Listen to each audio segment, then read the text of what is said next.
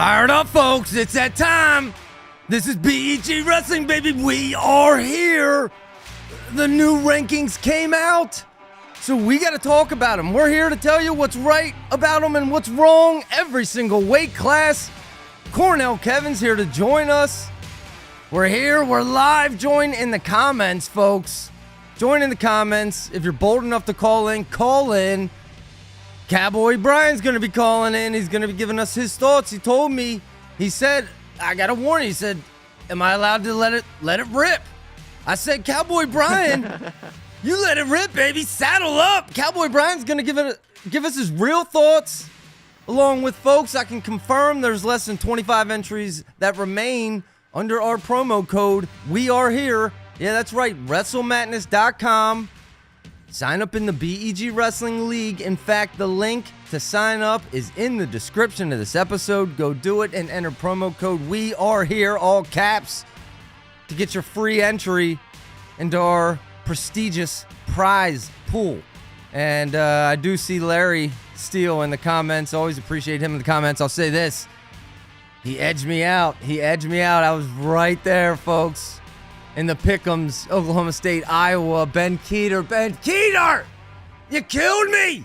Oh my goodness. I guess he owed it to me, Kevin, but hey, Cowboy Brian's calling in momentarily. Kevin, how you feeling, man? Good, buddy. How you doing, man? Doing good. Looking forward to these rankings recaps, but before we get into it, folks, listen. The interview came out with Joseph Jeter, all right? You're going to have to go check that out if you haven't already. He's Cornell's #1 recruit, and he's a #1 ranked wrestler by Mat Scouts over there at 175 pounds as a freshman.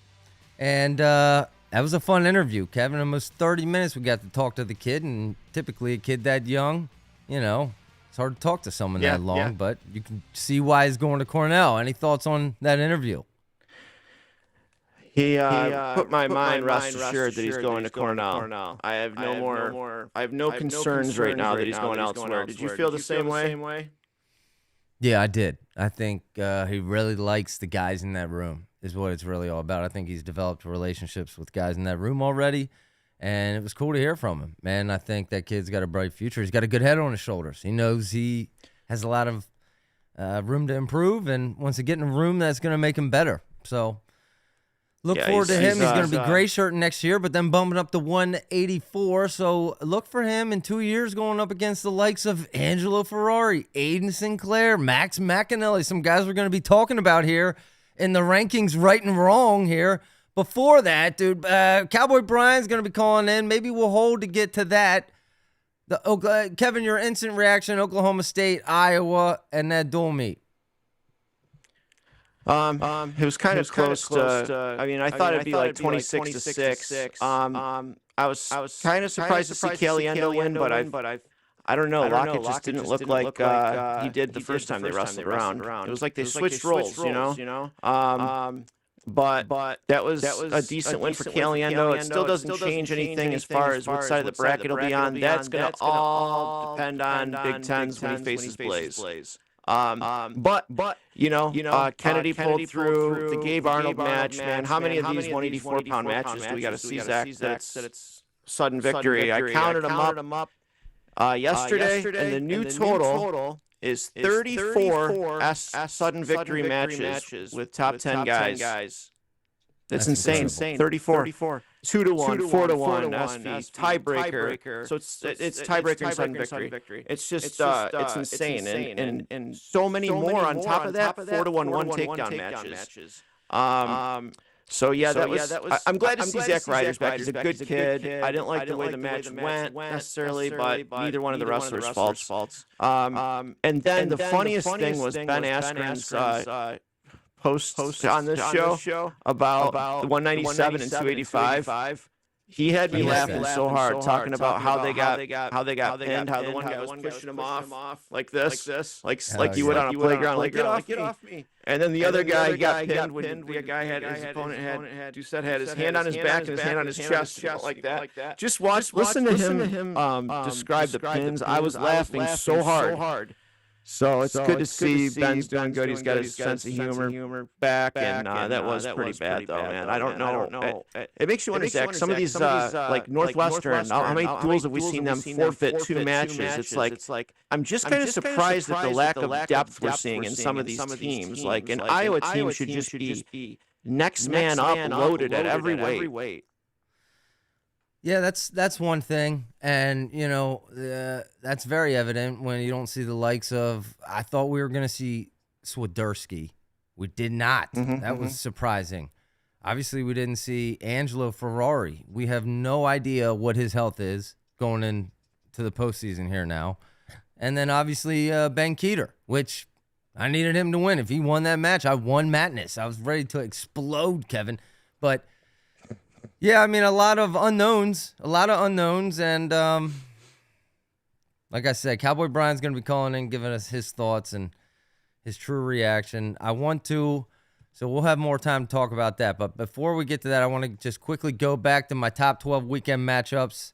And this was the first week, Kevin. I took one on the chin. Quite a few of these did not happen. As you can see, all the ones in yellow. But a couple that did happen that we might not have a chance to talk about, David Evans there with the win over Chance Lamer. I said keep an eye out for that in Nebraska-Utah Valley.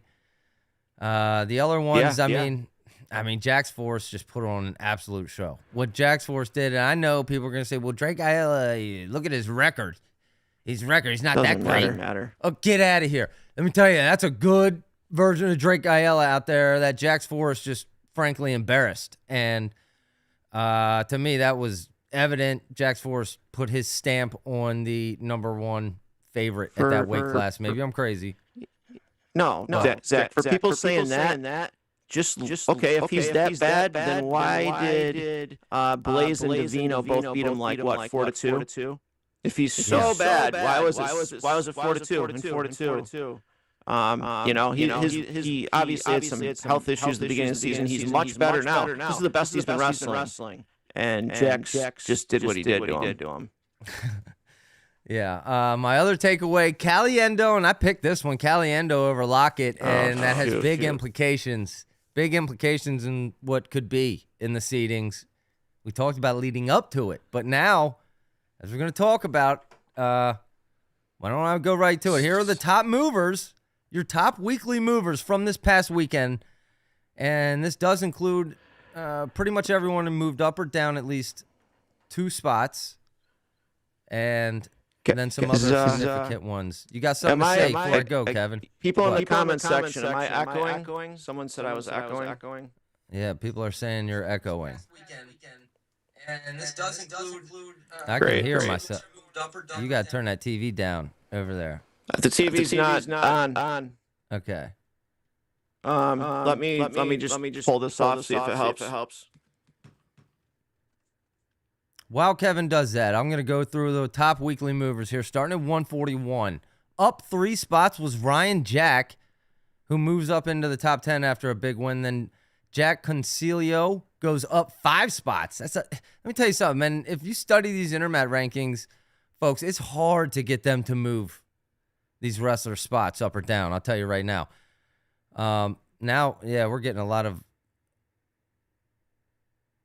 echo here. Kevin, people in the comments, keep us updated in the comments if the echo is coming through. Is it coming through when I'm just speaking? Now you muted yourself, Kevin. Yeah, you're still muted. I'll continue. Luke Simcox there, 141, down 2 spots to number 12. Bailey down 2 spots to number 13. Braden Davis there, notable Penn State fans, down 2 spots from number 12 to number 14. 149, Jacob Frost down 2 spots from number 10 to number 12. Maxwell Peterson up 3 spots and moves into the top 13.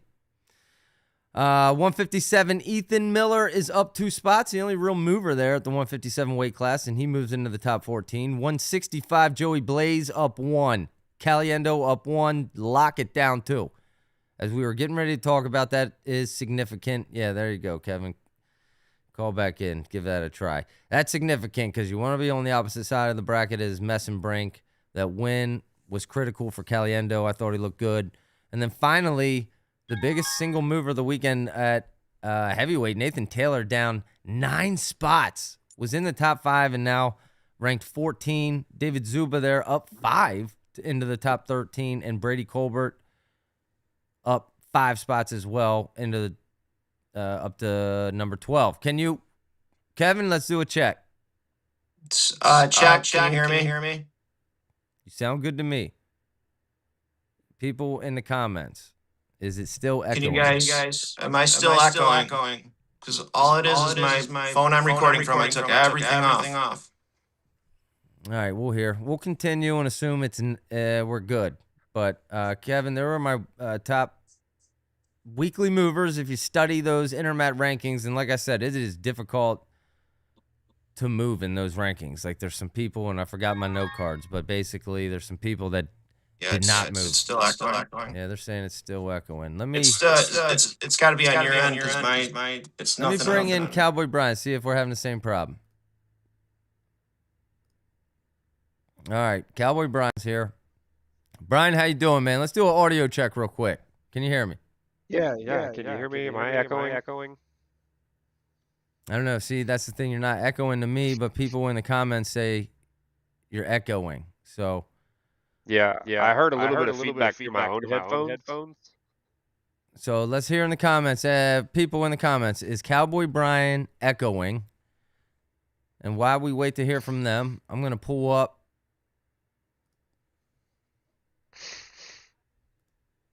The Oklahoma State Iowa duel here, Brian.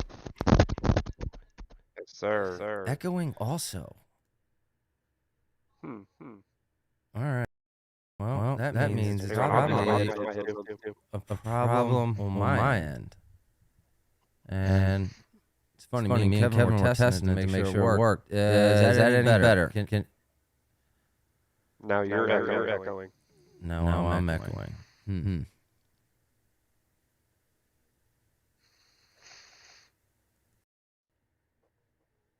All right, let me try. Everyone just I'm going to keep talking here real quick. If we can't get this figured out within like 5 minutes. Is this any better? See, that's the thing, man. I'm not hearing any echoing. So is this any better? I just changed something. Now, people in the comments, is that any better to you, Brian?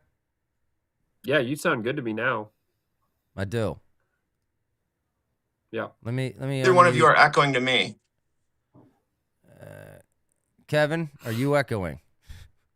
Now, is this any better?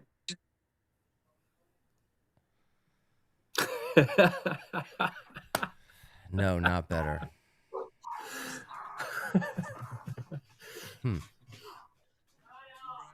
Well, folks, much better. Oh, there's a much better. There, it's fixed. Now they're saying it's working. I was about to quit. Literally, I was 2 seconds away from quitting.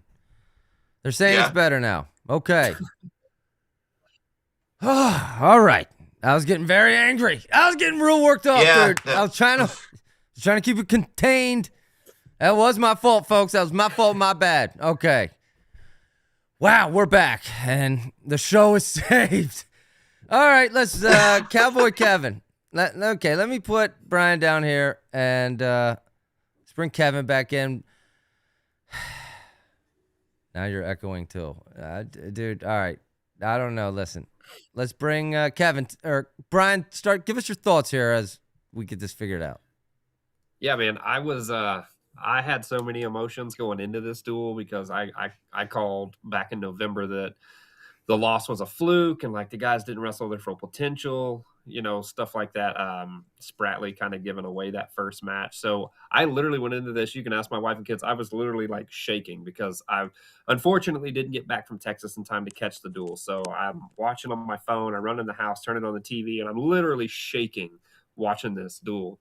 I mean, the first 5 matches went about as expected, but still that didn't change the fact that my emotions were just all over the place because Spratley, like, it was almost like a play-by-play of the very first match. And I'm like, come on, Troy, you got it, and I'm dig in and hold. But I also don't understand why like, I feel like his offense is there for him to score so many more points than he does. It's like he got that takedown, and then he was kind of cool just riding on that. So, I mean, there are some things that I was, critiquing a little bit, but I was overall excited. Like, I was stoked. So I got killed in madness too because I was way off. I was way off. I got Troy's, but like with Jax, I had him at a major, and I did not see a tech fall coming at all. How do you feel so about I was Lockett? How do you feel about Lockett right now going into the postseason, Brian? Okay, so here's the thing, and I literally just went back and rewatched November's match. If anybody can go watch it, I had a guy try to tell me he watched it and it was the same. It wasn't. The way D wrestled in November to the way he wrestled Caliendo just Sunday night, two totally different guys. In November, he stayed in the middle of the mat. He was very aggressive, took a ton of shots. He took, I think, 3 blast doubles and almost had a single leg, and I think that was about it. He took almost 3 times that many shots in November, and then finally 2 of them stick. And that's kind of how you have to wrestle a guy like Caliendo, man. He's so strong, he's so fast, and he can adapt to almost any situation. So for this time, I don't know what happened, but it was like he went out at first. We were gonna see a replay, and then it was like he just kind of backed off, and then he kind of got that I don't know. He was looking for that hero moment again. Is the best way I can describe it. He was hoping that Downey match would replay.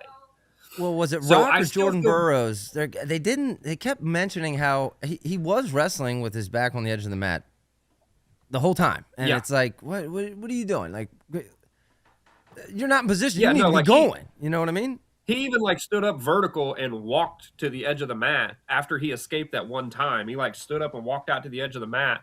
And I'm in my room, having my own meltdown in there because I'm like, what are you doing? What is this? Maybe you got something planned, but why would you change something that isn't broken? What worked the first time. Let's just execute that and move forward. So here's the thing. At the end of the day, it didn't change my opinion about D Lockett. Everybody's allowed to have a bad day. You know what I mean? It happens. Look at everybody said Caliendo had a bad day when he wrestled D the first time. They're saying he had a bad day against Blaze. I mean, it happens. I don't change anything. I just think D needs to get back to the way D wrestles. If he goes back to the way he wrestled him in November, Caliendo doesn't stand a chance against him. I wasn't surprised at all because given that Caliendo is a senior and in a desperate situation like that, Lockett, the freshman, you expect up and downs. The one thing I saw on social media that I obviously didn't see, I wasn't there live in person. I did not know, I wasn't aware Oklahoma State was they were trolling Tom Brands in the breaks with video of every one of his losses on the big screen. Is that true? Yeah. Can we verify that? I mean, hilarious. That is, I love it. I love it. Well, and I want to add that I like Mikey Caliendo. When it comes down to him and my guy D, I'm going to pick D every time. But Caliendo is a dog, man. He's got that in him. You know what I mean? He's a go-getter. His interview after the fact when the crowd started booing him and he just kind of smiled and he was like, well, you hear him, I was like, oh man, that's painful and I love it. Yeah. I've never been so torn before in a duel, man, because I really do like Iowa, but I'm a diehard Cowboys fan. So that's like that interview you guys did, Kevin. You could have warned me, right out of the gate. Jeter hits us. I'm like, dang, man, I feel violated a little. Yeah, the Jeter interview was fun. Yeah, I gave him some tough questions, and he rolled with it. So he was fun. But all right. We're going to move on, Brian. I mean, hey, man, we're going to move on to the rankings starting at 125. What's right, what's wrong? Your final thoughts, any final thoughts on Oklahoma State, Iowa? And then, hey, you're welcome to stick around as we move through the rankings. Yeah, that'd be great. Okay, so final thoughts. Whatever Facundo did against Patrick Kennedy, he's got to finish that. I mean, he was that close, man. He was that close. And I even hit my feet and and as you guys know, I'm handicapped. So getting to my feet that's not exactly an easy chore to do. So I hit my feet, and then he lost the leg and ended up giving it up. But overall, I think the guys did well. Coulter Burton, I kind of felt bad for him because he's typically a pretty tough kid. He wrestles hard, and I got a lot of respect for him. Overall, I was glad to see Oklahoma State pull off the victory, and by the largest margin, I think, since what they say, 1964, 1961, something like that.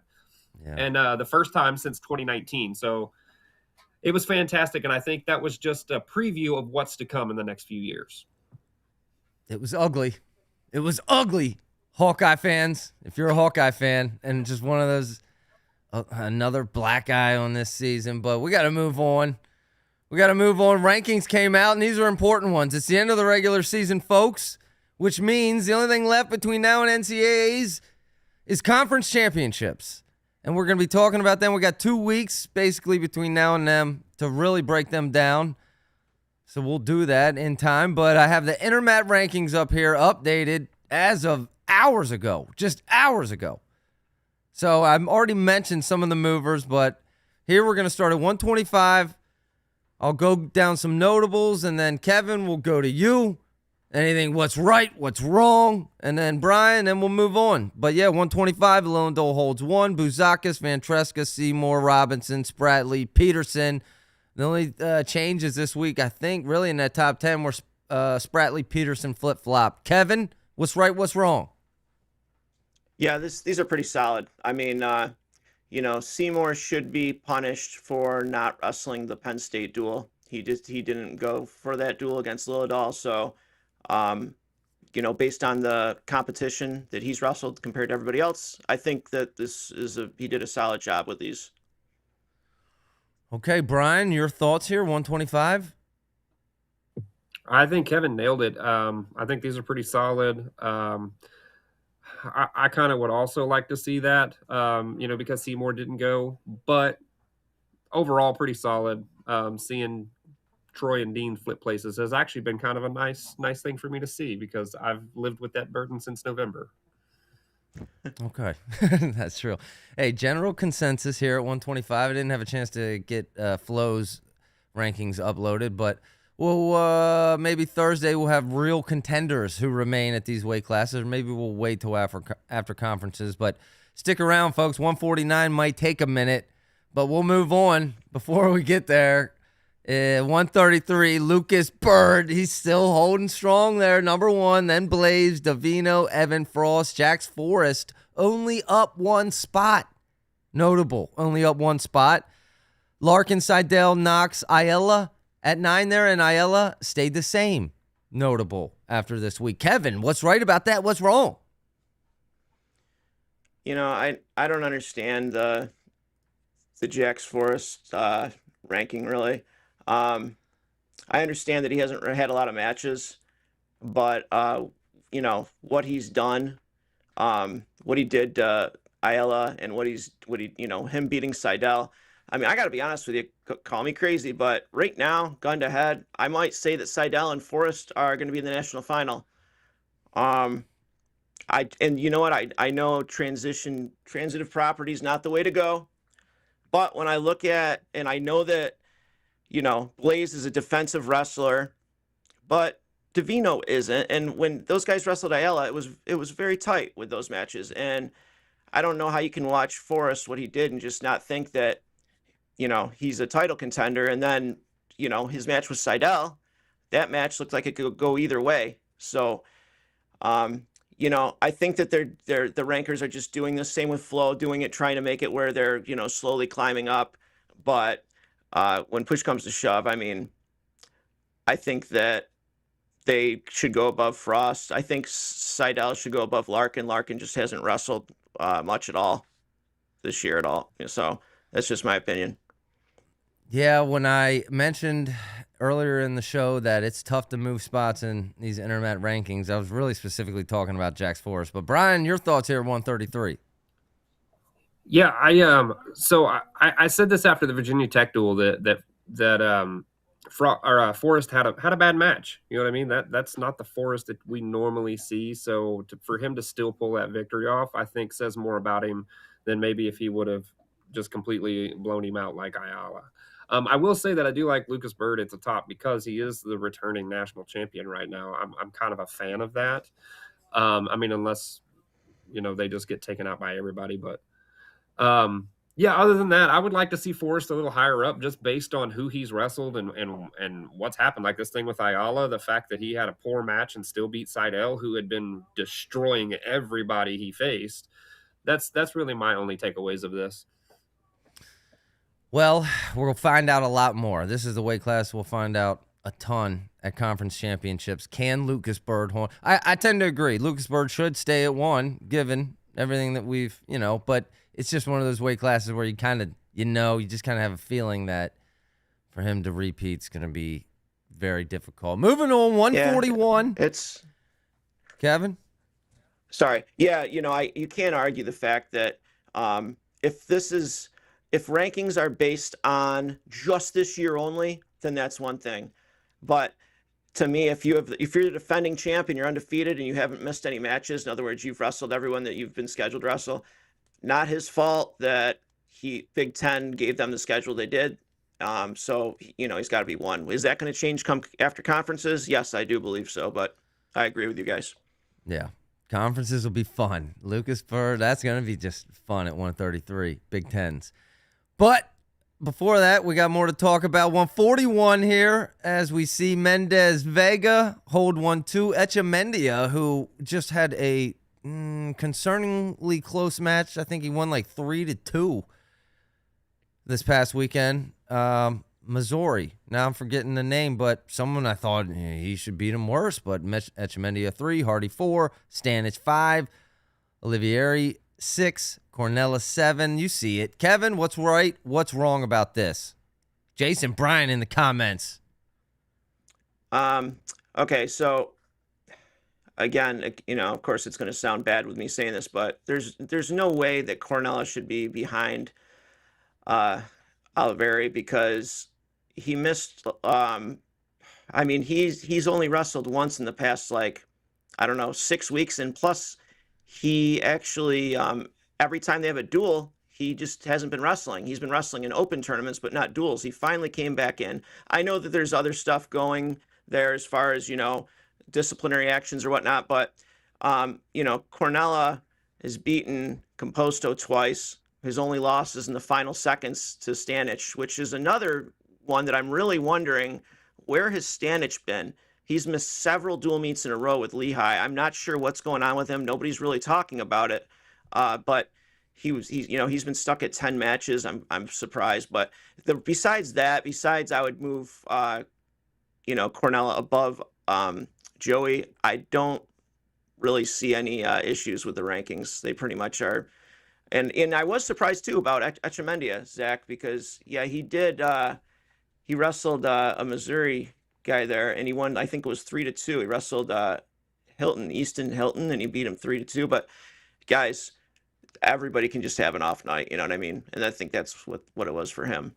Another notable match in that Seth Mendoza, the true freshman, upset Jacob Frost in that Missouri-Iowa State duel to close out the weekend. Everyone, there was a couple fun ones. I put it up on the screen. There was a couple fun ones in that. Don't forget. You got to count them. But yes, back to 141. I think the big question mark there is, to me, Luke Stanich. Is he? We have him as high as a title contender, and as low as obviously he could not AA. But Cowboy Brian Vega pulls off a pin. Are you more impressed after that, or less maybe? His chances up against Mendez at this weight. So here's the thing. Mendez, I think people take me wrong when I say these things. So I'll give you a little clarity here. When I say that I believe that Sergio Vega is the only guy that stands a chance against Mendez, I don't mean that he's going to beat him. I don't mean that you know what I'm saying? I'm not saying that. What I'm saying is I think he's the only guy that has even a remote chance to beat him. However, I will say that him having that pin this weekend, I wasn't entirely surprised by it, because in the second period, I told my wife, she was like, why isn't he doing anything? And I was like, he's setting something up. He's trying to get that guy on his legs in the right position. He's looking for something. And then sure enough, boom, he hit that cradle. And I was like, there it is. That's what he's looking for. So, I think he knew exactly what he was doing. As far as the list goes, Yeah, I agree with both of you. I don't think I can add anything else to it, other than, Echemendia having a close match. I really wouldn't put too much thought into that. Sergio Vega's had some 2-1 and 1-0 matches, so. Can I be honest when I say Echemendia makes me nervous at NCAAs? Like, if I have to pick him in fantasy, I'm very nervous about that. Maybe I'm wrong there, but and then you heard Rock and Burrows. Love that combo, by the way, on the mic, which, by the way, we went from almost canceled show because of audio to now people in the comments saying the best this audio has ever been. Doherty in the comment, audio smoking hot, baby. Wow. What a turnaround, folks. You just got to stick with us. Just stick with us. We will figure it out, baby. We'll keep trying, dude. We're not going to be out there playing defense up against, backed up against the edge of the mat. Like, lock it there, Brian. No. Yeah. No, we're shooting, baby. Yeah. Jack's Forest style. We're all former wrestlers, man. Adversity is our thing. Okay, I really just wanted to test it right there by yelling. But all right. I will say this with Vega, man. He got a lot of criticism the first 7 or 8 matches because he wasn't, which is hilarious, a true freshman that's undefeated getting any criticism whatsoever, that he wasn't, bonusing people, right? I'll tell you what, his last match is fall major tech, decision major fall, decision fall. So he's figured it out, people. Like, I mean, he's got... Right? 1, 2, 3, 4, 5, 6, 7, 9 matches. He's got 7 bonuses in 9 matches. And who wants to shoot on this kid? I'm telling you, the only way you can take this kid down is, remember Jesse Mendez blast double against Braden Davis, where he just put his forehead right in his chest and quick as like. How that's could we forget gotta that? be the only way to take this kid down, because you do not want to shoot a low single on this kid. I'm curious because Echemendia tried that a couple of times. It didn't work. Now, again, Echemendia is not Jesse Mendez. Jesse Mendez has pretty much perfected all of his shots. But I'm curious to know if his offensive aggression plays into Vega's defense, plays right into it. That's exactly what's happened with Brock Hardy. And you heard Rock and Burrows mention how they were actually impressed with Vega's patience during that match. How he didn't rush anything and waited for it to come to him. And I'll say, as a freshman, it is impressive to see someone with that level of composure at this level. It's such a big dual meet, but so maybe Vega is the guy. Who knows, man? I'll say, it's not impossible. It's definitely not impossible there. Of course not. All right, we got to move on. This is the big one. Kevin's been on a tizzy. And a tizzy wizzy, folks. 149, Kevin. Oh, my goodness, dude. Here it is. Van Ness, Caleb, Tyus, number 2. Jackson Joy, number 3. Carter Young, number 4. Cross, number 5. Ethan Styles, 6. Cullen Guy. Coy Biskins there at 8. Coy Biskins only at 8. I mean, how did he only, all right. Kevin, all right, I'm going to actually put up the flow. Go ahead. Tell us about this, Kevin. Get us started. First, I saw the flow rankings, and I was disappointed to see that Tyus is a really good feel-good story, right? I mean, he's got a shot at AA and at a school that doesn't get AAs. He's a good kid, and everybody's stuck on these 2 wins that he has, which are good wins, 2 top 10 wins against Styles and Swiderski. The problem is, Zach, is they were November 2nd and December 7th. Those are the last times that Tyus has wrestled a ranked wrestler. He's wrestled 2 ranked wrestlers this whole year. Not his fault, but that's the last, the way I look at this is Joy, depending on what rankings you look at. When you look at Intermat, he's wrestled 6 top 10 guys. Right. Actually 7. He has 6 top 10 wins. These guys are going out there and wrestling all these matches. And Joy he's 22-0, 80% bonus, 9 ranked wins. He goes out there and he puts it on the line against Coy Biskins, and Coy wins the match in sudden victory. To move Joy behind Tyus, that scares me, because then I ask, what how could we possibly ask why guys are ducking after that? I'm not saying that you can't get punished for losing a match, but he's got 8 more matches than Tyus and over 4 times as many ranked wins. And if that's the way it's going to go, then we're not going to see that match next year. Why would Joy wrestle that match, right? And between things like that and back in December when we saw Waters, who was ranked number 1, and Rabadou, who was ranked number 2, and Rabadou is all ready to wrestle, and Waters doesn't wrestle. Next week, they keep the same rankings. That's the type of thing that the whole duck cult comes after. And, I just think that we got to reward guys. What's that? It sets the wrong precedence. And Yeah, I put up the the breakdown and really the explanation, Flo's ranking and of those 3, and along with yours. And I don't know, maybe you want to walk us through this color chart you have here, because you basically color coded the wins that each one of these wrestlers has. Just so you could see, look at the yellow, and again, not Tyus's fault. Just so everybody's clear, I'm not advocating that Joy even goes above Biskins. I'm not saying that. What I'm saying is, first, for Biskins to be ranked 8th that to me is just mind blowing. The guy's got 2 losses, right? To me, it was just like they weren't looking at the full body of work, because Tyus doesn't have anywhere near the resume these 2 guys have. And my big problem with this, Zach, is what Flo was talking about last week, which I accept. They said Meyer Shapiro cannot be ranked above Antrell Taylor because of the amount of matches. Meyer Shapiro is 14-0. Antrell Taylor is 20-2. How is that different than this? Tyus is 15-0. Joy is 22-1. Biskins is 20-2. Almost identical spread in matches. And so I don't understand why it's one way with one guys and the other way with another. To me, I just think it was like, okay, he's undefeated, let's rank him 2nd.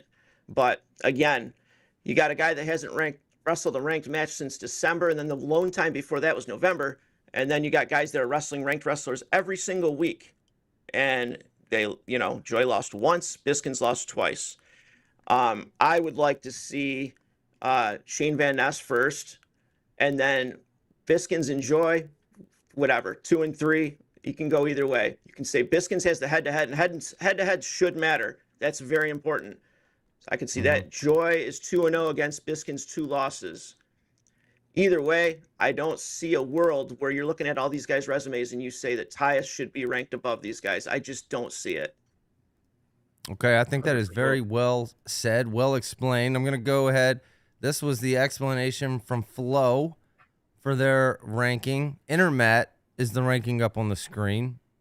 And then, Kevin, this was basically your justification to your ranking. Yeah, when you're looking at, okay, so it's crazy when you're looking at that. The top 10 wins. It's if you think about the season that Joy has had is unbelievable. He won CKLV, a bracket that had 6 top 10 guys and 12 top 20 guys in it.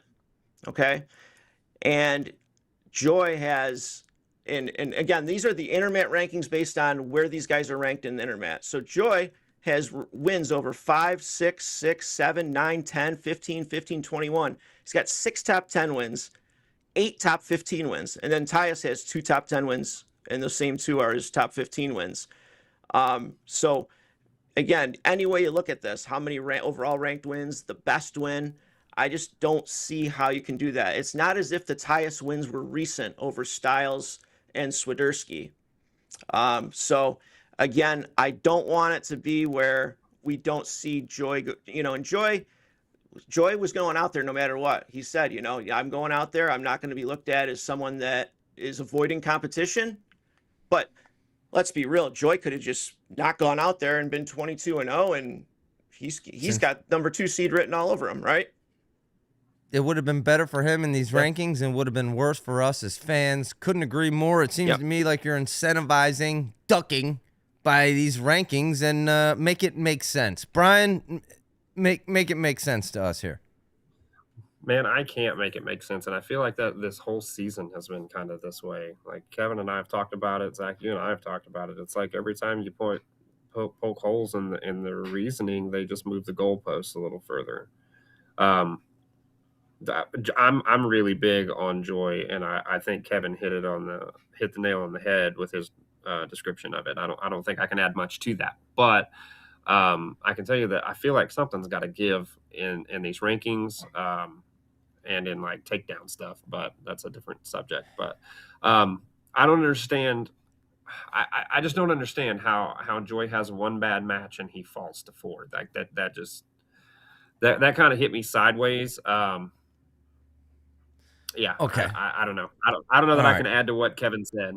Okay, I'm gonna add something to it. Let's be serious, folks. Was there like just they're trying to show some small town love here for Caleb Tyus? Yeah. Because let's be honest, does anyone really think? All due respect to Caleb Tyus, we haven't seen it. Do I consider Caleb Tyus to be a threat to win a national championship? No. So why would we have him at 2?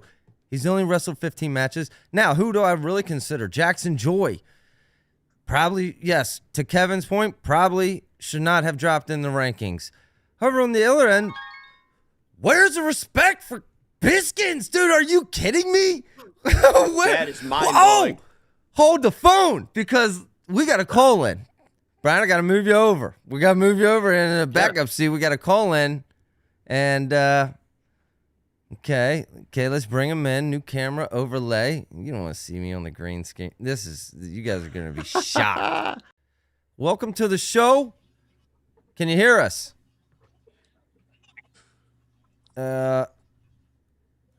Jim, are you there?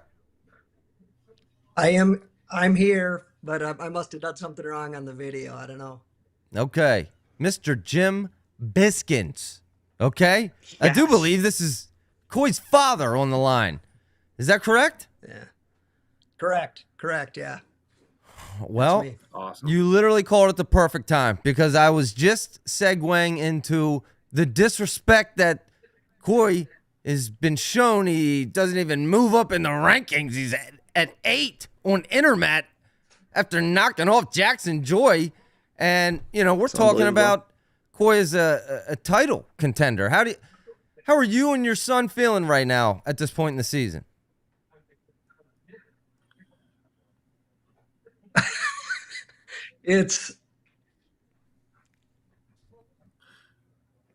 Can you hear me, Jim? I can hear you, but there's interlays of your voice at different times in the video. Oh, so you might have to turn like the TV down or something over there.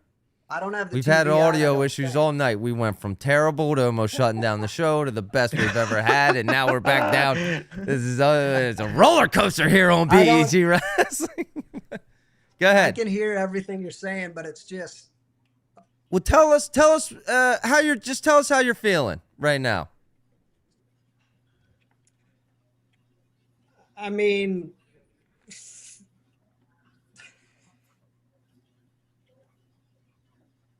I think he's getting some echo, folks.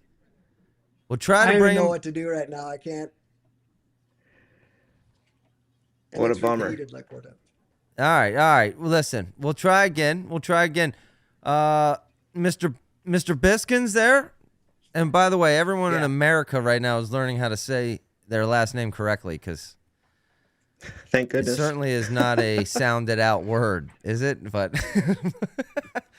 all right, let's get back to it. We'll try again there. But hey, his son there is in the spotlight, in the headlines here, and like I was saying, not getting any respect there at ranked only number 8. Brian, let's go back to you, man. It doesn't make any sense. Go ahead, Kevin.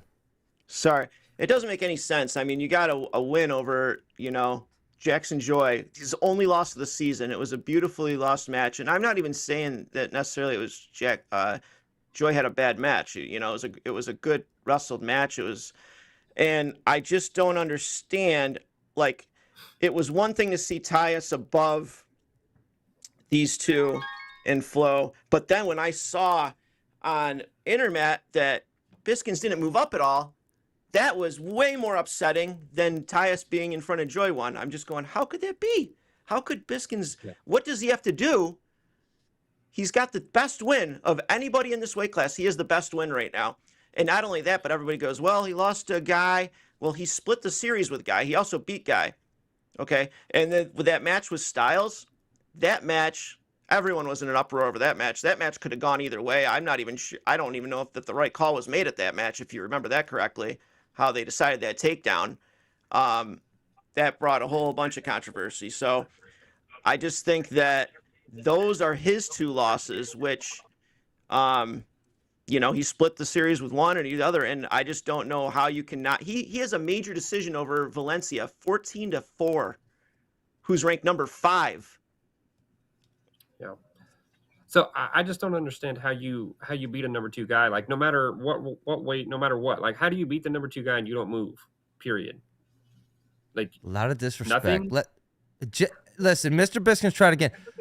Brian in the comments says, mute your YouTube in the background, Mr. Biskins. Let's try again. Can you hear us? Can we hear you? I can hear you now. Okay. Perfect. He's in. We can't see him, but we can hear from him. Yeah. Okay. Now, we've been talking about your son a lot, Coy Biskins, folks. He just knocked off the formerly number 2 ranked Jackson Joy there from Cornell. However, he remains, I don't even think he moved up a spot. Did he move up a spot? Remains Nope. at number 8 ranked wrestler. Mr. Biskins, how are you feeling right now? How are you and your son right now at this point in the season? I mean, we're feeling good about it. I'm trying to get this in with, because it's going back like 10 seconds.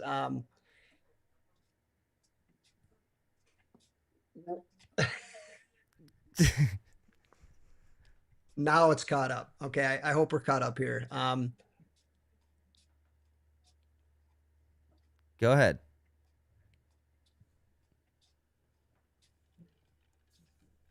There's nothing wrong with a little silence, dude, if it makes you uncomfortable. You're watching right now, a little silence probably makes you a little uncomfortable, doesn't it? No, not us. Yeah, it's silent because there's a time delay. This season got a little frustrating with the Styles match, and that probably precipitated a lot of my tweets with this reaction. He did not lose that match. That was terrible. It's unfortunate, and that's against him now. It is. Absolutely. Yeah. Yeah, because with that match, he split the series with Guy on the other side. So that match is the one thing that they're holding against him, because Tyus has a win over Styles. But really, both Biskins and Joy have gone out there and wrestled over 20 matches this year against top-notch quality competition. How does Coy feeling for ACCs coming up? The last question I heard was, how's Coy feeling about ACCs? He's as confident he's ever been. He feels good about it. So You ask the questions, Kevin. Get a couple more in before we got to move on. Yeah. This has got to be, I will say the improvement he has had since last year. Did you guys see, or did you guys think this season was going to turn out as well as it's turned out so far, prior to the season beginning? yes. That's awesome. Bang. Yes, Kevin. That is Are you awesome. kidding me? Like, it's like ranked number 8. It's like, I got to call in the BEG Wrestling right now, dude, and tell these people what's going on, dude, because we are feeling good. Listen, Mr. Biskins, let's connect offline, because I definitely would love to have you on the show. Yeah. But, Sorry if I screwed all this up. No, you didn't at all. This has been the first time we've ever had a wrestler's parent call in. So this has been a monumental moment. We're very grateful. However, I want to give you your due respect and make sure we got. I need a tech education, obviously. Tech That's all good. education. Yeah. We'll get see you if on the Coy's show got a. sometime separately. All right. Yeah, we'll connect offline and we'll touch base because we got plenty of time. We got plenty of time here. We got 2 weeks until conferences and 2 weeks after that until NCAAs. And Coy Biskins is certainly going to be a young man that we're going to be talking about a lot leading up to it. So That was his father there, Jim Biskins, calling in, and he's got to be feeling good right now. I would be feeling real good right now if I was his father. Oh, for sure. Even given the Yeah. rankings, you got to feel like it's going to pan out in the end. I give him a lot of credit. He's on X a lot, Twitter, and he. It's got to be tough to be a parent and go on something like Twitter when you're hearing everybody has all these opinions, right? But he's a pleasure to speak to. I've spoken to him quite a few times, and he's very level-headed. He's very, he has respect for all the opponents. He's not too like, my son this, my son that, but he has, respect for all the guys. And I mean, even him, like looking at this 8, like what? That's just kind of a slap in the face, really. Well, I'll close it out with ranked this. It's a perfectly timed comment from a very accoladed individual. Larry Steele in the comments, if Biskins wins ACCs, he will get the number 2 seed and it will all work out. Bang. So you got to worry about, it's all in your control. All in your control, Coy. So, but we got to move on. All right, let's move on. Talking about 149 is a hot topic weight.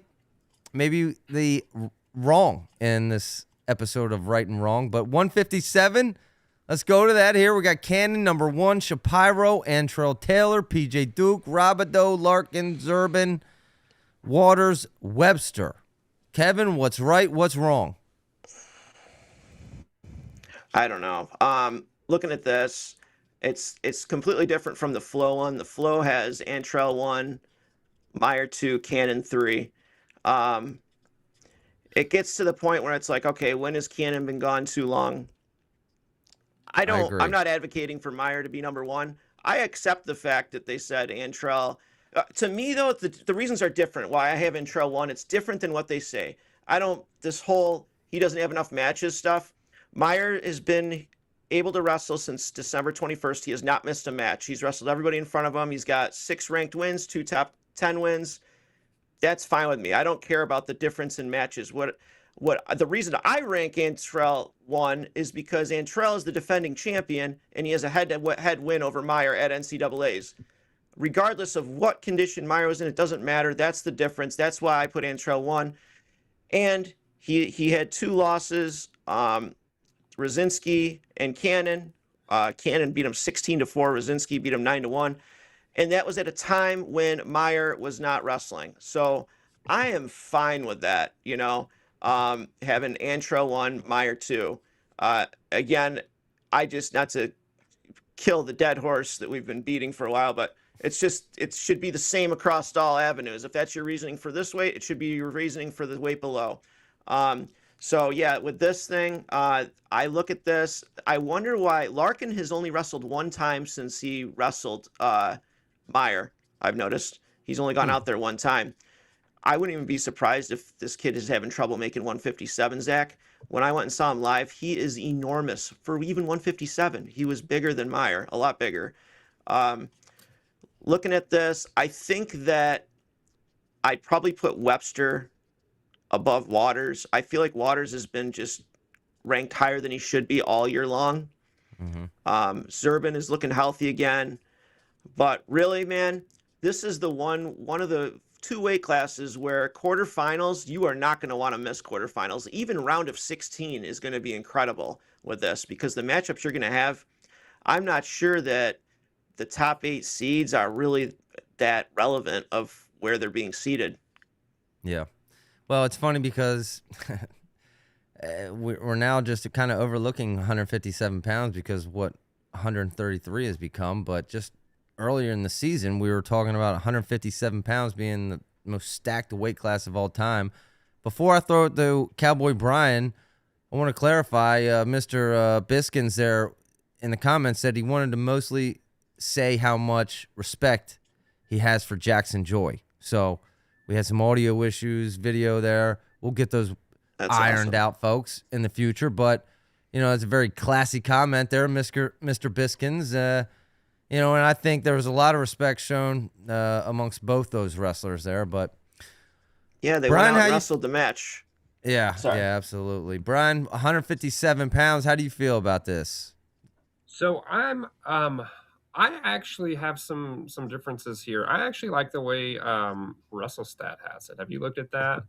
So they actually have Shapiro 1 and then Taylor 2, and then they actually have Cannon 3 and Robidoo number 4.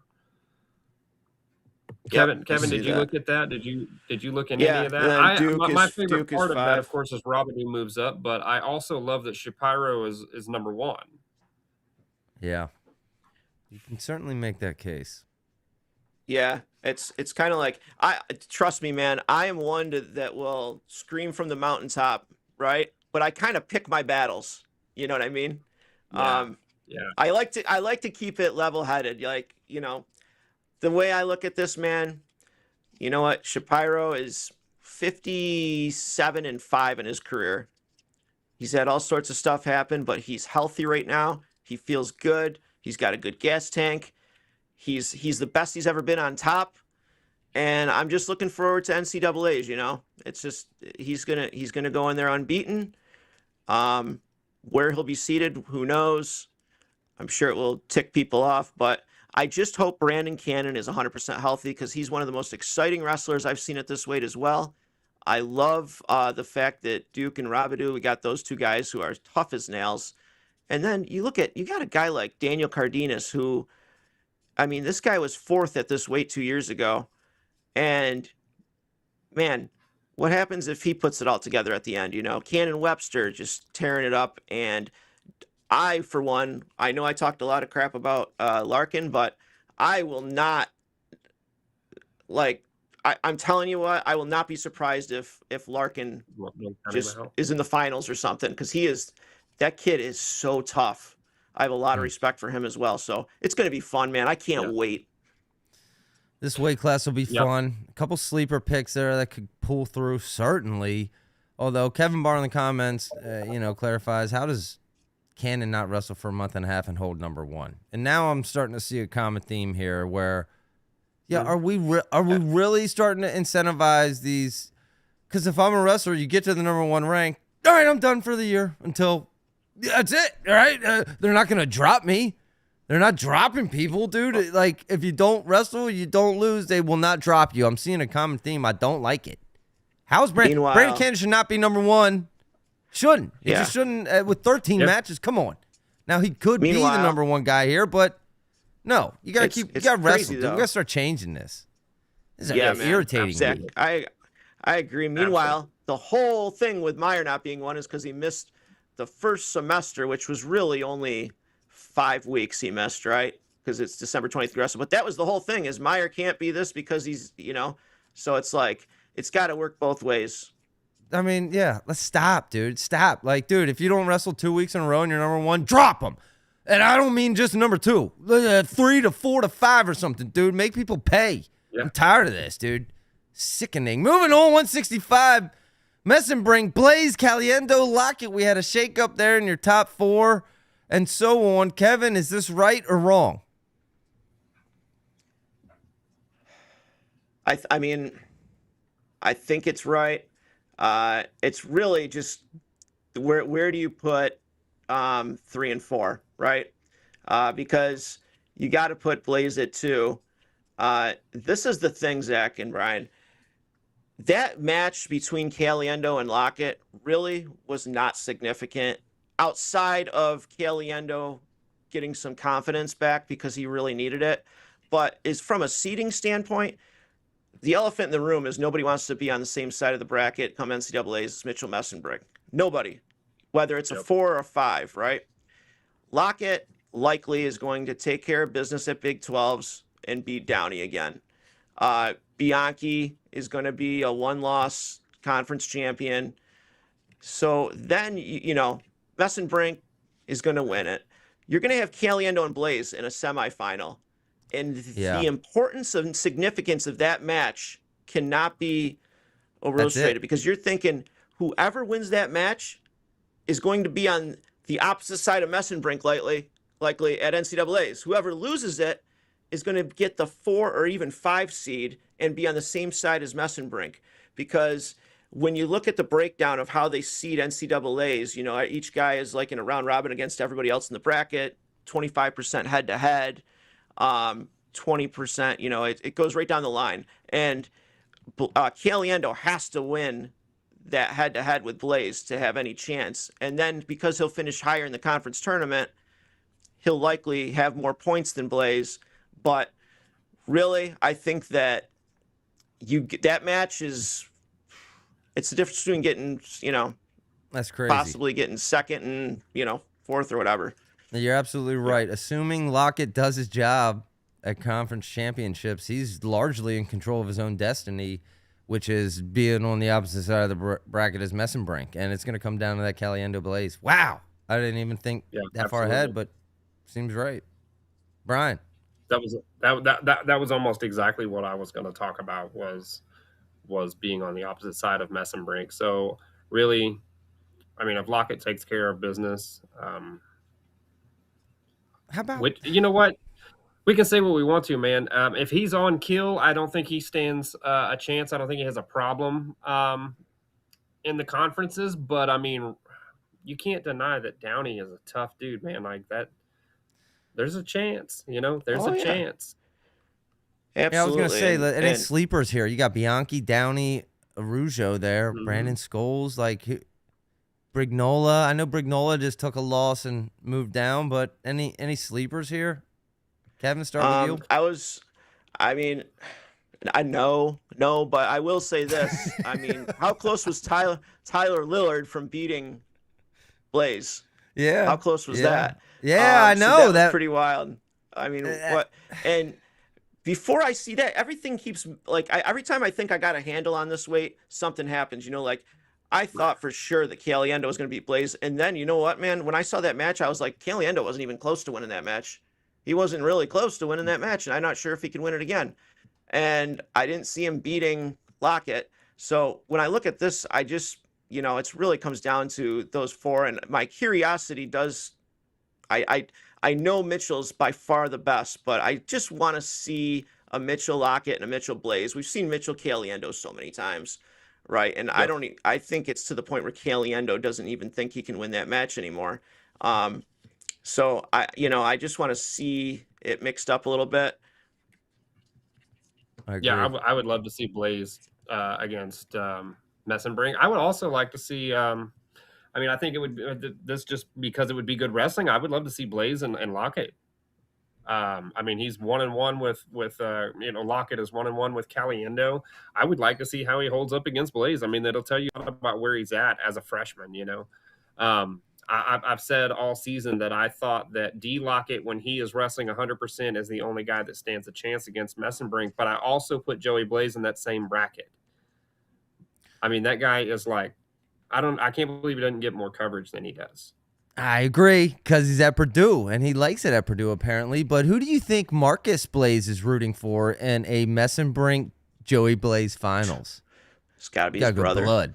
Yeah, I'd say got to be his brother, man. That's why it's Penn State's going to win the team title regardless. So he's going to be rooting for his brother. But, Joey Blaze is so young, man. He didn't take a redshirt year, and both the Blazes are young for their grade. I think that's why we've seen such significant improvements, is because he's still so young that, we're seeing these big jumps, from being just a national qualifier to an NCAA finalist. And now he's up there with this. I just think that he's so smart, and he's so, that I got to see that matchup. I hope it happens. That's the matchup I want to see is Messenbrink Joey Blaze. I'm sorry, I'm a Caliendo guy, and I like Lockett, I like Arujo, but listen, I want to see Joey Blaze impress me. I want to see that. Not a Wrestler says Will Denny, Tyler Lillard, Nico Ruiz all could get an upset in the tourney. Tough to argue that, but that's a great point. Will Denny's tough. Coming from Not a Wrestler, dude, he does not speak nonsense. Okay, he's huge, dude. Absolute superstar out there on X. Don't mess with him, dude. He knows what he's talking about. We gotta move on. 174. Levi, I don't think a lot of movement happened. Maybe none at all over the past 2 weeks here. Levi, Ruiz, Kennedy, Minto, Carchula, Singleton, Facundo, and so on. Singleton stays at 6 there after that almost upset. And Singleton, just the day before, Matt Jack Hughes, won us a World Cup in the Olympics by busting out his front mouth. Just a day before was Singleton busting out his front mouth and coming up just a little short, but not a lot of movement here. Kevin, what's right? What's wrong in this weight class? I think it's all pretty much right. I think this is the only way that you can, excuse me, you can rank this. Ruiz, he brings a different element. He brings that top wrestling that he, honestly, I have yet to see anybody get an escape that he's decided to ride and not cut. He just doesn't, nobody gets out from under him, and not only that, but he's effective on top. He can turn people. I think that's going to bode well for him. It already has, a guy that can get down 2 takedowns to a top, a 6 wrestler in the country.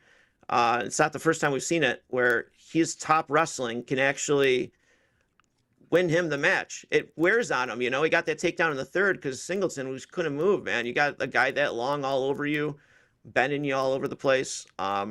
So yeah, I love Ruiz is the only one I see that even has a chance at beating Haynes. I don't think Minto will be as close as he was the last time, but 2 guys that scare me for Ruiz is Minto and Carson Karchla if he's healthy. Those 2 guys, stylistic-wise, are scary to me against Ruiz.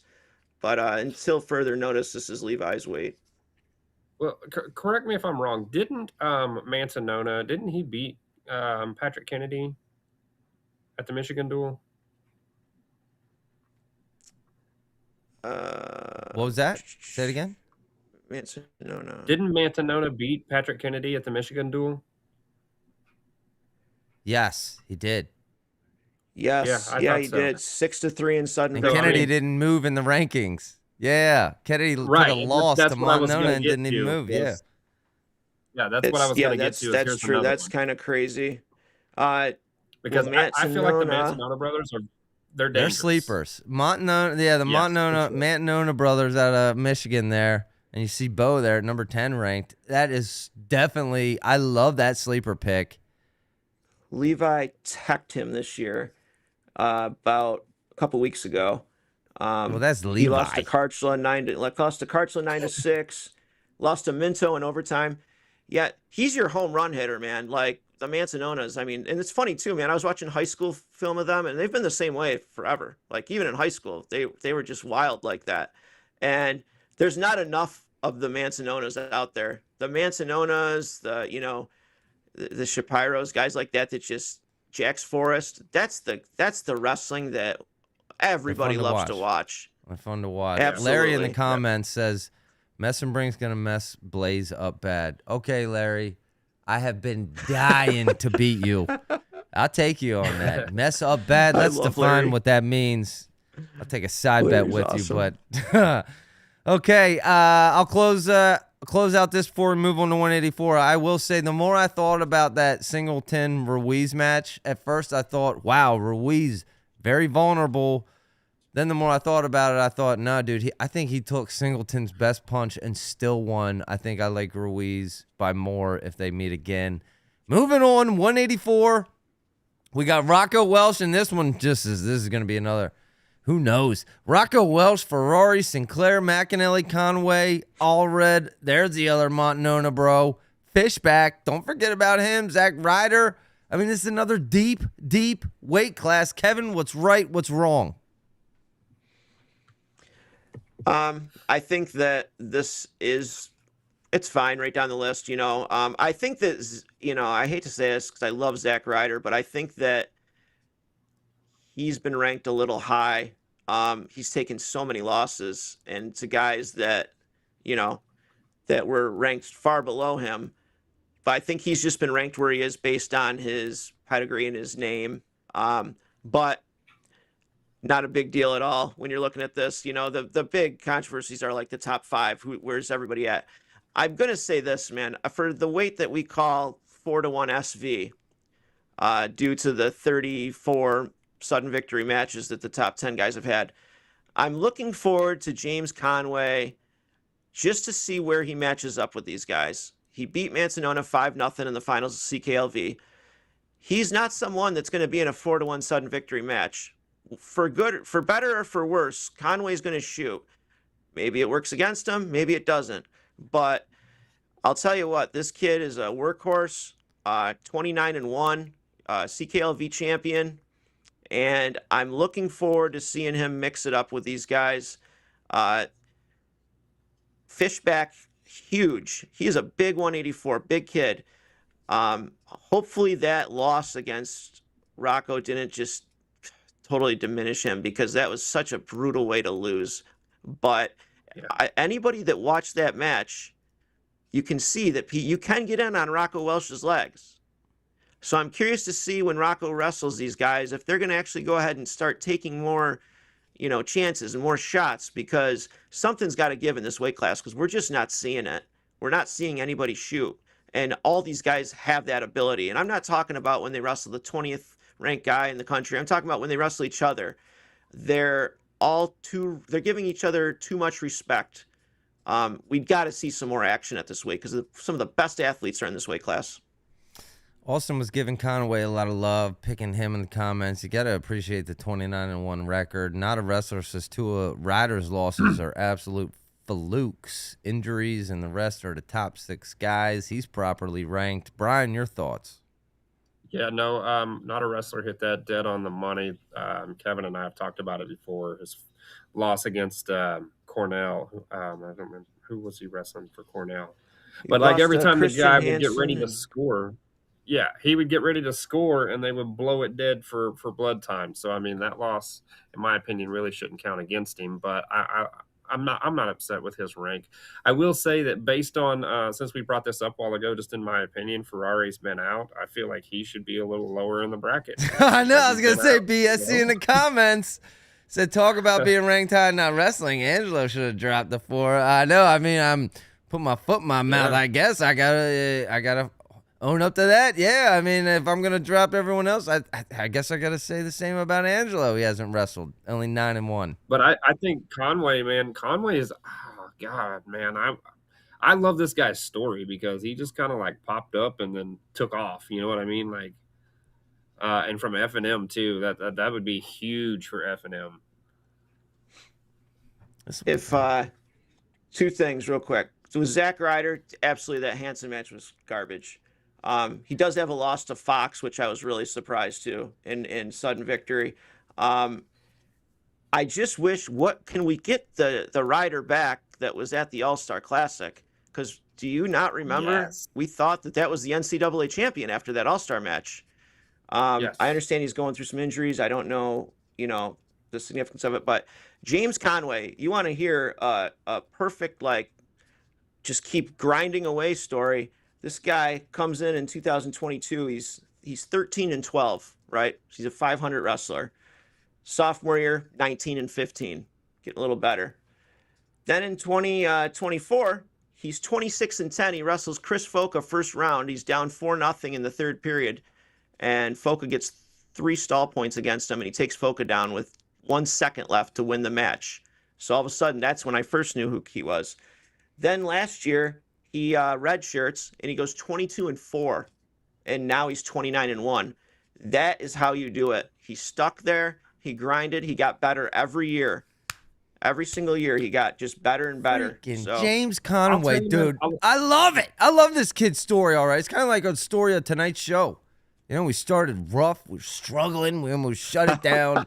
And now people in the comments, the best we've ever been. Drama says tonight is fire. Go ahead, Brian. Sorry. The story gets me, man. Like a lot of times, even if it's not an Oklahoma, like I'm a wrestling fan, right? But the story gets me. The whole reason I'm like down about Jax is because think about the headlines, man. Think about the story. If he wins it all, let me rephrase that. When he wins it all, the story is reason enough. Take out the talent, take out the this, take out the world stage. The story alone is worthy of him winning the Natty this year.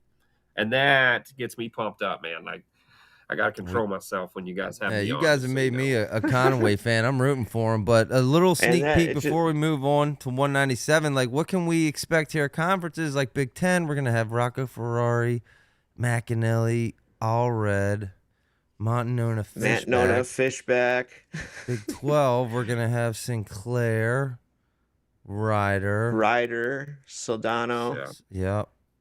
Dean. We'll break it down, folks. We'll break it down in the upcoming episodes, but they will be certainly impactful in these rankings and how they shake out before NCAAs. Kevin, go ahead. And you know what else? When you look at Conway, guess what? This guy averages 37 matches a year. So it just goes to show you that you can wrestle matches and actually improve from wrestling matches. 29-1 is his record showing there. Yeah, and you expect him to win his conference championship. So, I mean, is he going to move up a spot or two? Assuming he wins, right? Like, you're going to get losses out of either Welsh, Ferrari, McAnally, two of those three. He can move up when you look spots. at the way they rank NCAAs, he has the advantage. His one loss is against Jackson Smith, who is done for the year. That was way back early in the year. That was his one loss, right? So when he's compared to other wrestlers head to head, it's going to be neither wrestler gets any points because he's not going to have any head to head against any of these guys. Quality wins, though, that's going to suffer. He's not going to have a whole lot of quality wins. Quality wins are other wrestlers that are in the bracket. We'll see where he's at the coaches ranking. Common opponents, that's the same thing. He's not going to get a lot with that. Conference placement, he gets high on that, and winning percentage high on that.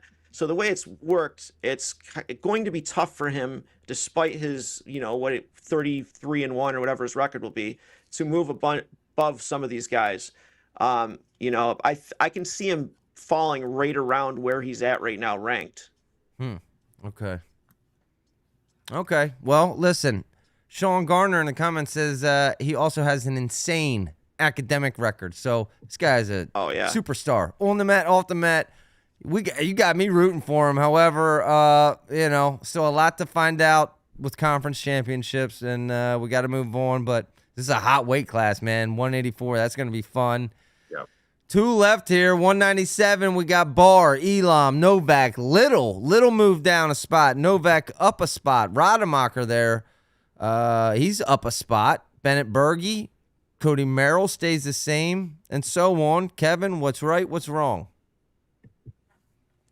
This is a weight that I kind of dove into earlier today because I was checking it out because I was like, who did Little lose to? And then I saw, Mikey Squires from Binghamton.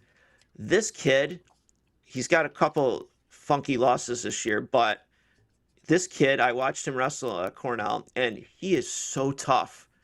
I don't know. It's like something must have clicked with him in the past month, almost to the point where I'm not shocked that he beat Little. This weight class, though, is all bars. Elam, he's awesome, but, the match he had against Merrill, and then even he wrestled Bates, and it was 3-3 with about 30 seconds left the other night. I just don't think he has anything anywhere near where it takes. I wouldn't be surprised if Barr bonuses his way through the season on this. Rademacher, everybody is high on him, and rightfully so, world champ, but he hasn't really separated himself. He's had a couple losses. Burge just lost the other day to somebody. Another guy to watch out for really low that nobody's talking about is Andrew Riel from Brown. He's 30-4 this year, and he has a couple really good wins, and I wouldn't be surprised to see him or Squires. I think one of them is going to sneak on the podium. Hold on, say that name again, because I don't even see him up there in your top 17. Yeah. Andrew Riel is from Brown. He's ranked 20th. He's got 30 wins on the season. He's 4 losses. Him and Mikey Squires is 28th ranked. He's 17-2. I think that one of those two guys is going to sneak on the podium. You could say it's because the weight's not that competitive as compared to usual. Yeah, that has something to do with it. But those two guys, just keep an eye on them come March. I love that, Kevin. I love those sleeper picks. Before I go to you, Brian, it's that time of the show where someone reminds me, how do we have almost 200 people watching and only 14 likes? Smash that like button. Come on, folks. Smash that subscribe button. I'm going to get a rubber hammer or something, dude, to make it part of the show. because I always forget. And with that being said, let me also tell you folks, I know everyone's getting all excited. Flo's new studio coming, right?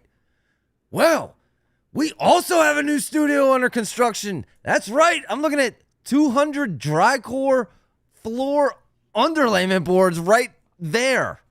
Starting tomorrow. New construction on the Beautiful. studio. We figured the audio out tonight. We got new systems coming in, getting bigger and better. But smash that like button. Smash that subscribe button. We appreciate Absolutely. it. Brian, all right, back to you. Sorry. 197. Your thoughts here. No worries. So I actually have a little bit on this one. I was actually surprised that Little only fell from 3 to 4 after taking that loss, because it was Yep. I mean, it was kind of an upset. Here's the other thing. Cody Merrill. If Cody Merrill finds his offense like he did against Iowa, I think this weight's in trouble. I mean, I don't know that he's got enough, to take on Barr or anything, but after what I've seen him do against Rocky Elam with almost no offense, I don't know. I don't know that I feel like Elam deserves the number 2 spot. Here's the other thing. Where is Max Stout? He's number 9 right now. Mm-hmm. Yeah. I feel like that's a guy that is getting underrated right now. Like, that is one tough guy. Yeah, okay. Some great sleeper picks out of our experts here, folks. But again, let me close this one out again, because I am leaving a weight class with the sense and the feeling that, I don't know, did Rocky Elam get up there? He knew he wasn't going to ever go ahead of Josh Barr. Did he get undefeated and get ranked second and then decided to kind of not wrestle the rest of the season? Because we're all incentivizing, right? Because we're afraid to drop people. This is becoming a common theme. This is not the first or the second, maybe the third or the fourth time I've been mentioning this exact same scenario tonight. We got to start dropping these guys, dude, if they don't wrestle. I'm actually surprised that Sonny Sasso is at 11 when he beat Merrill. Sonny Sasso, look out for him. Yes. Yeah, I'm glad you mentioned he him. beats Merrill and he's still 11. That's kind of surprising. He's been known to have some inconsistencies, Sure. Yeah. But that might be why. doubt. But another guy a young guy that has shown a lot of consistency, Angelo Posada from Stanford, he has not lost since before Christmas, actually. He lost to Josh Barr. That was his last loss. And he's been on a tear. He beats Stout. He beat Sasso. He majored Sasso. He beat Brophy, pinned Brophy. I mean, this guy's, watch out, man. Some of these young guys. I'm getting these young guys like. Go ahead. You finish, Kevin. Sorry. Sorry. No, it's okay. These young guys, these are the guys that I get really excited about because, they don't have this past track record where, a lot of this is new to them and they're just figuring things out. And when they get on a roll, sometimes the sky's the limit. We could see this guy, knock off a number of guys. And I've been a fan of him since I watched him early in the season. He's really putting it together. So, yeah, we'll see. I like that. Listen, I'm getting the sense at this weight class that maybe after Barr at number 1, you could see like mayhem after that, right? Like we've talked about a number of guys who could end up AAing, and then like I could see Stephen Little not AAing. There's some guys I could talk about, you know what I mean? And this could be a fun one, an unexpected surprise weight class. But we'll move on and close it out before. Boy, it always takes so long. Kevin does all these research and stats, and some of these we don't even get till the end of the show. But finally, folks, 285, Bastida, Trumbull, Ferrari, Gatti making a strong push here at the end of the year. Mirasola all the way up to 5. He moved up a spot this week. Feldman, Doucette, Keeter. Kevin, what's right, what's wrong?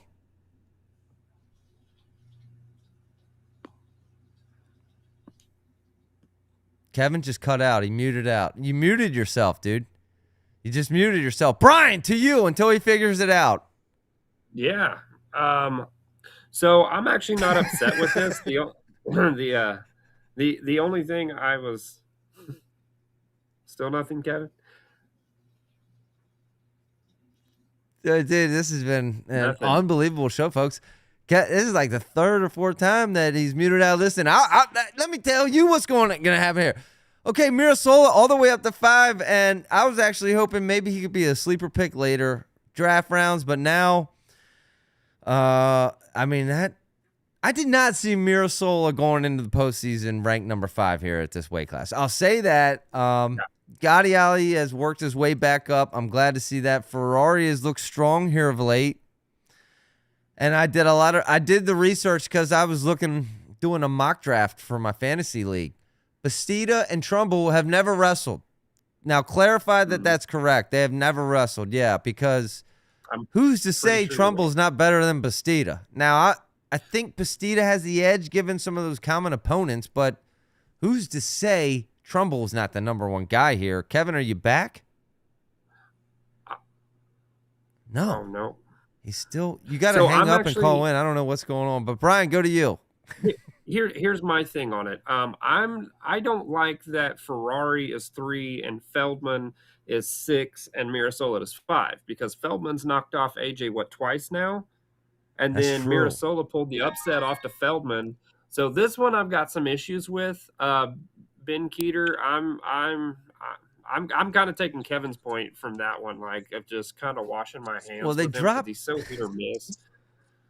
They dropped Feldman pretty drastically after that loss to Yes. Mirasola, and now that they've moved Mirasola up as much as they have, you feel like they should kind of retro penalize Feldman for that loss, but they haven't, right? Kevin, are you back? And Am I back or no? You are here. Can you Let's hear me? go. Yeah, you're Okay. back. So the way Earl, who does the rankings, is a great guy, by the way. So I hope if he's watching, he knows that, it's all out of love. I don't envy his job This at is all all for in doing fun. rankings. Yeah. But one thing he does a good job of for sure is he tucks guys right behind one another. He does like a ladder. Like you lose to him, you're here. He loses to him, you're here. I think that's where he is at with this, where he's got, Feldman lost to Mirasola, and he just kind of goes right down the line. I think that's why he ranked him like that. But Isaac Trumbull is somebody that's absolutely a title threat. This is a guy that was in the world or the Olympic trial finals against Snyder. He's tough as nails. I just don't know if I see anybody stopping Bastida this year. He has just been looking like, he's got 13 technical falls on the year. He's leading the NCAA in technical falls. And for a big man to be doing that, that's just crazy. But Doucette was close. He was this close Yeah. to having him. He had him tilted and all, just not for enough swipes. I just don't see anybody that's going to. I feel like those two guys, Bastida and Trump, are the only two that are going to win 5 matches in this bracket. You don't think Doucette AJ is having a Ferrari great can year. give Bastida a run for his money, Kevin? If he decides to wrestle, if he Gotti Ali, decides the to, way he's looked, Cole Mirasola, the way he's coming on. No, I don't think that Cole has the athletic ability and the size to beat Bastida. And I know that Bastida's not like, Bastida's a 197 pounder too, but what I'm saying is Cole would need that extra size advantage, I think, to take him out. I don't see it. I just see those two guys. To me, this is like those two guys. And Ferrari hasn't shown me anything this year that, says, wow, that guy's unstoppable or he can't be taken down or, in past years, he's been so hard to take down. This year, we've seen him getting taken down. Okay, let me ask So, you yeah, this. yeah. First of all, in the comments, my dad messaged Ben Askren to see if he would come on the show. Wow, that would be incredible. We better make sure we got That'd be audio awesome. figured out if that ever happens, but that would be fun. Let me ask you it like this, Kevin. Assuming it's Bastida and Trumbull in the finals, now explain to me how the rest of the remaining All-Americans pan out here. Man, I could see it being a Feldman or Gotti Ali, Feldman, Ferrari. Because Brian just mentioned Doucette, Feldman getting no Mirasola. respect. He beat Ferrari What's that? twice already. Feldman's beaten Ferrari twice. Yeah, that's why I said Feldman. I said Feldman, right? I said Feldman, Yeah. Gadiali, I don't want to Ferrari, count out Christian Carroll either. Doucette, and then Marisola. Brian. Yeah, I don't want to count out Christian Carroll. Like, that dude's a dog. I know he's got a few losses on the year, but I mean, he's coming with a vengeance. He is. I feel like he's really, really wrestling at a top rate. I think he's going to surprise us come March. Okay. Shockingly to me, Ferrari getting a little overlooked, and we didn't even mention Nathan Taylor, who was top 5 all season, and now in this past week drops 9 spots to number 14. You never liked Nathan Taylor. I watched him wrestle against Cornell, who Cornell's 197 and 285. That's our 2 big holes this year, and it was like a 1-to-1 match with like hardly any time left. I wasn't really impressed by him at all. I feel like he's kind of taken a few steps back this year.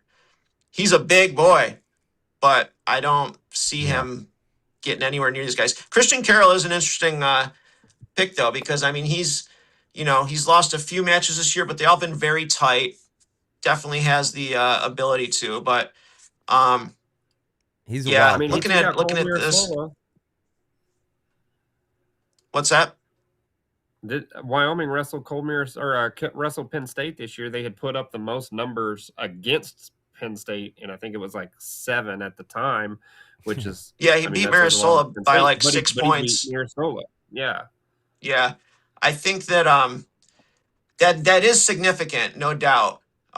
With that being said, I feel like Cole Marisola now compared to early December is a lot different than but yeah, absolutely. He's I would say that I would put, if you're looking at the rankings the way they are, I would take Keeter out and maybe put Christian Carroll in there for the top 8. I'm not saying in that order, just anywhere in there, My gut tells me that's right. Madness in the comments says Taylor's he's a jag, just a guy. Kind of agree. Listen, reminder, folks, I don't even know if there's spots remaining, but if you have not already signed up, WrestleMadness.com.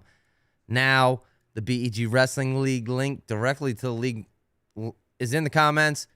Code WEAREHERE, all caps. Only 50 entries for free for a prize that would blow your mind. But, yes, heavyweight division. Final thoughts here before we go on. A couple other Kevin knows we got some undefeated remaining we're going to talk about. Final thoughts here, heavyweight, and then we got to roll. Kevin. I'm good. Brian. Yeah, I'm good, man. I just don't sleep on Christian Carroll. I think he's going to turn heads. Like that. Kevin, here's your ongoing stat sheet. The undefeated wrestlers who remain. Talk us through this. Yep, down to 22. When you're looking at this, I'm thinking come NCAAs, and we're probably gonna have the same 2 guys. I think we'll have the same 2 guys undefeated at 125. I think 133. You're gonna have either Blaze or Bird. I think it's gonna be Blaze. And then Forrest should be unbeaten. And then at 141, Stanich, because he's in the EIWA, Vega and Mendez. I think, Mendez, crushes Joey there. And then 149, I think those 2 remain undefeated, Shane Van Ness and Tyus. Same with 57. 65, will probably be left with Messenbrink. 74, those 2 should stay. 84, I don't have any idea on that one. But then 97 and 285, probably the same. So you're looking, I wouldn't be surprised if come NCAAs, we have 2, 4, 6, 7, 8, 9, 10, 11, 12, 13, 14, 15. We have like 18 or 19 undefeated guys left come NCAAs. Should call this Rainbow Road Mario Kart graphic, Kevin. That's what Madness said in the comments. BSC said. Somebody said when I'm done with the season, I could make a nice quilt out of it. There you go. Sew that up. Go follow it, folks. If you're having it hard to see, on X at Cornell_Kevin S. He does a ton of research and continues to post throughout the season. A lot of these graphics, we don't even do them justice on the show because, we kind of blow through, we roll. But here's another one. Your bonus. Those are your leaders. Yep. Let me get it. Those are your leaders and your unbeatens, just so you can kind of get a good look at, people are like, who should be the Hodge? And I did a Hodge ranking. Like, I just put the top 3, based on a number of things. I think you got Mitchell at 1, Jesse at 2, Barr at 3. A lot of people were giving me, well, what about Bastida? Well, the thing with Bastida is, yeah, he's 21-0. He's got 13 techs, but his bonus percentage is 71%. That would be the second lowest bonus percentage ever to win a Hodge Trophy. There's just too many good options, and bonus is so significant when these voters. I mean, that's the criteria is 1 record, 2 dominance bonus, 3 quality of competition, 4 sportsmanship. Bonus has always been a huge thing, and we got 2 guys with 100% bonus right now. And I just think that unless somebody slips, I don't see Bastida being up there. Josh Barr, I think that 197 is a weaker weight class than the other ones. And that's why I have him at 3. However, I'm not willing to let him go down below that because he has 100% bonus and a 5, above a 5 for dominance, which means he averages a tech fall every match. So yeah, Bastida has 13 tech falls, but Barr averages a tech fall every match. And he's got plenty of ranked wins too. He's got 10 ranked wins. So I think that really when it comes down to it, it's a 2-person race, but if Jesse slipped, then Barr would slide there. But what are the official despite all the categories undefeateds, the updated official Hodge categories is record is 1, and then which you have to be undefeated. It's happened before, but it's not going to happen anytime Yeah. again. But I what's don't the think. nice guy 2 one? is 2 is dominance, but in parentheses it says bonus percentage. Yeah. 3 is quality of competition, and 4 is Yep. sportsmanship. Okay, sportsmanship. So quality. I love know. sport. Listen, before I love sportsmanship. How is that a category for an award of the most dominant wrestler in the nation, and pins is not? Stop it! You're ruining the reward. It's not even a real award anymore. You're screwing it up. Sportsmanship, get that? I love sportsmanship. That should count. It should be like a minimum criteria. Okay, you did not get kicked out of NCAAs this season. Congratulations! You are now eligible to win the Hodge. Okay, it should not There be used like to be you did the there charity used to be event. 2, Zach. We're gonna give you It the used to be edge. citizenship. It used to be citizenship and sportsmanship. We're going to Used to give be you the edge citizenship and over the guy who sportsmanship. had 20 pins. You only had 1 pin this year, but you did 3 charity events. I love sportsmanship. That's wrong, dude. That's out of line. That's wrong. Yeah. Fix that, wrestling. Yeah. Fix it. Brian, go ahead. The Cuter Ferrari prayer should go into that list then for sportsmanship. But I was gonna ask, based on like strength of schedule, does Younger get ahead of Barr in that aspect of it? Yeah, I think that his weight class, it depends on how you look at it. Barr has more ranked wins than Bastida. Yeah. But 285 is a tougher weight class than 187. However, it's really subjective to look at that and say, okay, how do we really know how good that weight is? Sometimes guys separate themselves, because they're so good. You can't punish them for doing that and makes the weight look bad. It's really hard to do that. And that's why it's in order by, I'm not saying that everybody's going to vote the same way, but, when talking to the guys at Win Magazine, they say, record, this is what you have to be to get in here. And then you're looking at that and it's quality competition. Now, people might vote differently. Jason Bryant might vote one way while Christian Piles votes another way. Willie votes another way. Ben Askren votes another way. We don't know how they vote or what's important to them, and it could be different for each of them. I think that even though pins was taken out of the criteria, which again I don't like the way they did that because they did that February of 2022. They just took it out with a month left of the season. I still think a lot of voters, they do put some emphasis into pins, and tech falls. So yeah, it's just, that's the criteria, but people can vote, they're going to vote how they're going to vote. Mm-hmm. Yeah, And yeah. we Well, don't have a I feel vote. like Bars. I feel like Bars' strength of schedule has been weak, especially in comparison to Younger. But that's why I brought that up. All right. I just All right. see Yeah, somebody. it's tough to, like, again, it's tough because he's got more ranked wins and he's bonused everybody. But yeah, it's again, I think the weight is a little bit, it's weaker than the other weights for sure. But you just can't have a guy in a year like this with a 71% bonus rate that's going to win the Hodge. I just don't see it. There's just no way. When you got guys, it's 100 and so many guys are in the 80s. That's just emphasized so much. Yeah, yeah. I got All you. right. All right. Listen, folks. A lot of people saying about the hate sportsmanship. It's not that I hate sportsmanship. That should be the minimum, folks. It should be the minimum expectation. You should be required to have sportsmanship. We shouldn't make that a criteria for the most dominant wrestler. It has nothing to do with what anyone's doing on the mat, okay? And listen, guys, I got to cut this off. We're running along. My kids are up past their bedtime. I still have more Kevin graphics. We got plenty of time to get to it. 2 weeks between now. I'll post them on X too. Go follow him if you can't wait. Cornell_Kevin S. Cowboy Brian's been fantastic. Both you guys been fantastic. It's been a long show. We're coming up on like an hour and 45 minutes. This is probably the longest BEG show ever. It was quite a story. It was a story with awesome thrills and chills, and we almost shut it down at the beginning, and then we recovered to be the greatest audio we've ever had. Ever. Yeah. So, how about that? You didn't see that coming, did you? There's going to be some things that happen in 2 weekends that you didn't see coming either, but we'll be back. More to talk about it. Kevin, Brian, appreciate you guys, dude, sticking with us, sticking through it. Good job, Brian. Boy Biskin's dad, we'll get that figured out. We got a message out to Ben Askren. Let's get him on the show. That would be funky dunky, wouldn't it? I'm also love that. I'm also gonna see if we can get Caden in on one of these too, because he said he Get would Caden do it. Henschel back on the show. Get some superstars just on here, just man. a matter of getting his schedule right. So I'll get with you, Zach and Kevin, about maybe finding some time to get him in too. That'd be awesome. We'll get him. In the meantime, go check out the Joseph Jeter interview, folks, and go sign up for WrestleMadness.com and join our league. We'll be back. Thanks for joining. Thanks for watching. And we'll talk to you soon.